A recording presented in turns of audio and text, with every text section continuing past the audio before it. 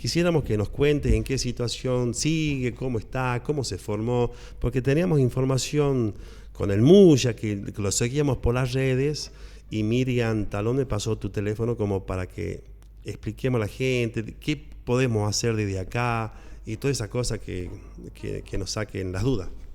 ¿Qué más puede hacer? Bueno, a ver, me voy a permitir unos minutos para explicar de qué estamos hablando, porque a lo mejor mucha gente no sabe. A ver, el tema de la ley de enseñanza de folclore en las escuelas es Sí. algo que hace mucho tiempo, inclusive yo soy de un pueblo chiquito que se llama Las Toscas, en el partido de Lincoln, en la provincia de Buenos Aires. Cuando vine a Buenos Aires, ya a estudiar locución y todo lo demás, ya andaba hasta el mismísimo Vitillo Ábalos con la ley de enseñanza del folclore en las escuelas, pero que era una ley, lamentablemente, con muchísimas hojas.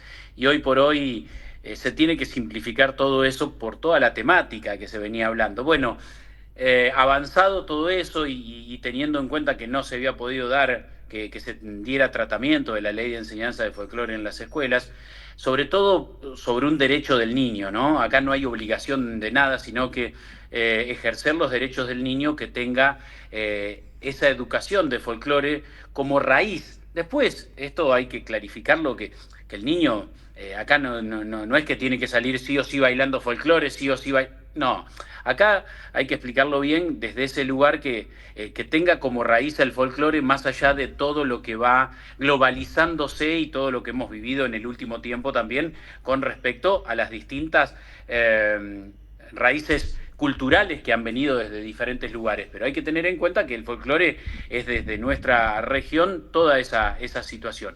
Bueno, lo que sucedió es que se planteó un achicamiento de esa ley que tenga algunos puntos básicos para después empezar a trabajar hacia adelante. Bueno, en el 2016 se planteó, no se pudo avanzar, se volvió a presentar en el 2019 con algo más reducido, porque los tratamientos en diputados y en senadores son muy llevaderos, tenés que estar ahí, tenés que aceptar sugerencias, miren, si hay 10 hojas, traten de resumir cada uno de los puntos. Bueno, eso como ciudadano, la verdad, lo aprendí desde ese lugar. Lo que me sucedió en mi caso es que una vez fuimos a una premiación de los Cara, que estaba Shimuya y demás, publiqué una foto con la bandera de la ley de enseñanza del folclore en las escuelas y a los pocos minutos tenía 5.000 compartidos, algo que en mi historia de las redes nunca lo había tenido. Entonces ahí sentí que había que hacer algo. Entonces nos acercamos a la senadora Magdalena Odarda para preguntarle en qué podíamos colaborar y ella dijo en todo, yo desde lo comunicativo, pero cada uno. Bueno, así fue que nos sumamos y ahí fue que le di el convite a Muya de decirle que si se quería sumar para que traccionemos de diferentes ámbitos. Lo hicimos y bueno, ahí empezó a darse el tratamiento de la ley, viajando a diferentes lugares. Definitivamente, bueno, después de hablar con muchísimos diputados, senadores, bueno, se aprueba la ley en diputados, pero no termina ahí nomás la ley de enseñanza del folclore en las escuelas, eh, sino que cuando pasa de diputado tenemos que aprender que después tiene que pasar a senadores. Entonces la diputada, perdón, al revés, de senadores tenía que pasar a diputados. La senadora Magdalena Odarda lo presentó y después había que hablar con diputados para que puedan impulsar esa ley, para que se trate. Entonces fue en ese momento donde la senadora dijo, bueno, se aprobó en senadores y ahora hay que ir en busca de diputados. Yo como senadora no puedo. Entonces nos reunimos, empezamos a llamar, conozco a un diputado que es de Mercedes en su momento, Carlos Selva, y le conté la situación y él fue quien se puso al hombro también el proyecto y finalmente en el 2019 sale la ley de enseñanza del folclore en las escuelas que tiene como artículo primero, si me permiten se lo leo, que dice que todos los educandos tienen derecho a recibir educación sobre el folclore como bien cultural nacional en los establecimientos educativos públicos de gestión estatal y privada de las jurisdicciones nacionales, provinciales y de la Ciudad Autónoma de Buenos Aires. Y le cierro con esto, porque no es un dato menor también, que en el artículo 2 dice que el Ministerio de Educación, Cultura, Ciencia y Tecnología definirá en consulta con el Consejo Federal de Educación las pautas de incorporación de contenidos curriculares del folclore.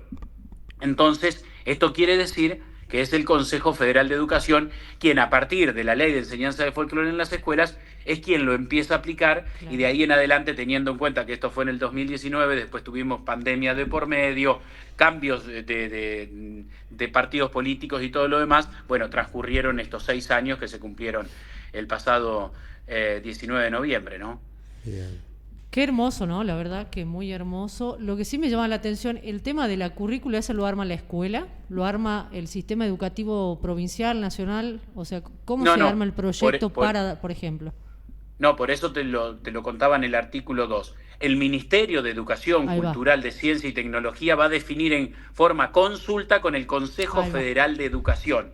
Consejo Federal de Educación es el que arma las currículas. Todo docente, esto he hablado con un montón de docentes, che, te está llegando algo de folclore, porque el contenido curricular llega, y eso es lo que se tiene que dar, más allá de que un docente de música puede dar algo de folclore, que siempre lo mencionamos como que no tiene que ser el folclore solamente la música y la danza, la gastronomía, lo que tiene que ver con el cine, con la literatura, eso forma parte de todo, se puede abordar el folclore desde diferentes lugares. Por eso es que el Consejo Federal, no es que en una provincia, che, acá se baila o se toca folclore, acá no necesitamos ninguna ley. Ese no es el principio o el espíritu de la ley. El espíritu de la ley, a medida que fuimos trabajando, y esto es una opinión ya personal. Espera un segundito que vamos a arreglar el tema de la señal porque se entrecorta. Un segundito. Vos nos escuchás, tenemos se está cortando tu voz, no, ahora no se escucha. Tu voz se está cortando, no sé si es problema de acá o retomamos, está como con un poquito de delay. ¿Querés que nos volvamos a llamar 2 segunditos, arreglamos todo esto y nos volvemos a comunicar? Porque me parece muy interesante lo que venimos haciendo. ¿Te parece que hacemos, sí? Nos volvemos a comunicar, Pulpo. Dale, así podemos tener una...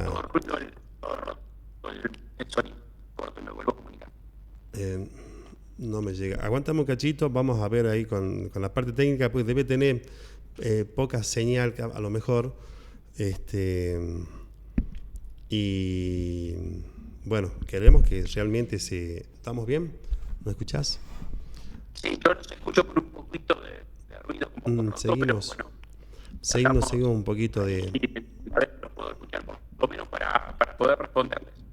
Entrecortado se escucha. Se escucha entrecortado, no sé si tenés una buena señal, pero nosotros estamos quisiéramos poder... O capaz que por la hora, si querés, retomamos en un rato en los otros 2 próximos bloques. Es que él hace radio ahora enseguida. Estamos juntos. Así que bueno, a ver, y si hacemos una llamada así nomás, una llamada normal, que no sea... con imagen. Videollamada. Hagamos una llamada, cosa que nos podamos escuchar, ¿te parece, César? Bien. Lo comunicativo, desde lo musical, desde el folclore mismo, no trabajamos para mantener eso, ¿qué queda de nosotros con ese compromiso que no asumimos desde hoy, no? Correcto. Sí. Correcto. Bueno, nosotros acá desde el norte estamos haciendo trinchera y siempre preocupándonos y ocupándonos de esta cuestión. Nosotros tenemos como ejemplo al amigo Muya, que al margen de ser una excelente persona, un gran amigo, cantor, músico, referente, por supuesto, de toda la changada. Yo siempre digo que, mira, Moldes es un pueblo que está a 60 kilómetros de capital de Salta y yo me crié escuchando los Carabajal, los Chalchaleros, los Fronterizos, Voces de Orán, Voces Blancas, Cantores del Alba. Bueno, Cantores del Alba, bueno, toda esa gente. Daniel Toro. Claro, y el Muya decía, tomó también participación en los medios y me encantó porque más que él tenía una palabra muy fácil, hablaba muy bien, muy claro y bueno, nos hizo prender en esta situación también de poder querer ser un poquito como él, ¿no? De retomar eso, esa posta que dejó el gran Muya Carabajal. Y bueno, también por eso nos sentamos detrás del micrófono con mi amiga la India Menéndez, con mi compañero que hoy está un poquito averiado, Luquito Ruiz, y que también son cantores, son músicos y defienden desde el escenario y ahora también de acá, desde atrás del micrófono. Así que, hermano querido, César, vamos a estar en contacto para seguir esta cuestión. Si tienes después alguna inquietud, nosotros estamos los jueves y le vamos a ir dando forma, si se puede hacer algo desde acá, como generalmente las provincias le aportan a Capital en todo sentido, porque en Capital Federal no hay yerba, no hay gas natural, no tienen petróleo, no tienen oro, litio, no tienen nada, y tienen las mejores asfaltos, los mejores edificios, las oficinas y los transportes y todo. Nosotros desde acá de las provincias le mandamos todo, y así también generosamente le vamos a mandar mucho folclore, mucho amor que hace falta allá. Y bueno, es lo que podemos hacer nosotros desde acá, y impulsar y hacer fuercita con este tema de la ley. Sí, totalmente. Les agradezco el contacto y sobre todo esto que mencionás, es algo que hay que, creo en lo personal, hay que dejar ya de no sé si de lado, pero que unir verdaderamente la Argentina. Esto del porteñismo, del provincialismo, te lo dice alguien que vivió 20 años en un pueblito de 400 habitantes, no te lo dice un porteño. Aquí también lo que sucede es que quienes van de vacaciones a Salta, Mendoza, son los porteños y que generan esto. Y yo también he sentido esto de venir a Capital Federal y caminar de Alpargatas, de Bombacha, porque trabajé más de 10 años en el medio del campo, y sentí esa situación.